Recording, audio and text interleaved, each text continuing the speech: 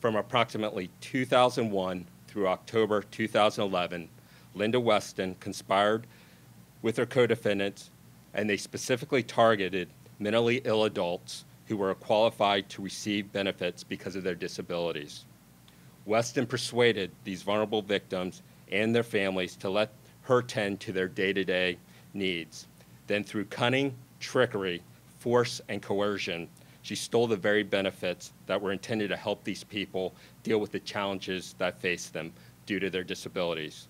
She made wholesale misrepresentations to Social Security in order to become the representative payee for the beneficiaries.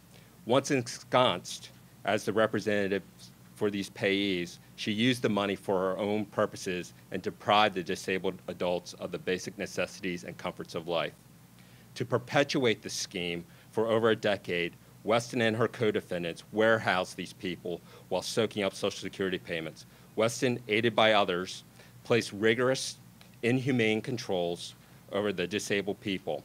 They controlled them by beating or threatening them. Weston fed them low-energy diets and drugged them to keep them calm. She forced 2 of the female victims into prostitution in order to obtain additional money. The victims were targeted, as the indictment alleges, because of their disabilities.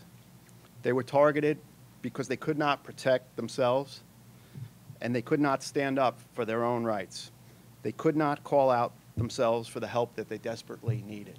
Escape for these individuals seemed impossible because Weston and the others kept them confined, locked in closets, basements, and attics. Rescue from the outside world also appeared impossible because Weston stayed on the move, traveling from state to state, Pennsylvania, Virginia, Texas, Florida, in order to avoid law enforcement scrutiny. Each defendant faces a statutory maximum sentence of life imprisonment.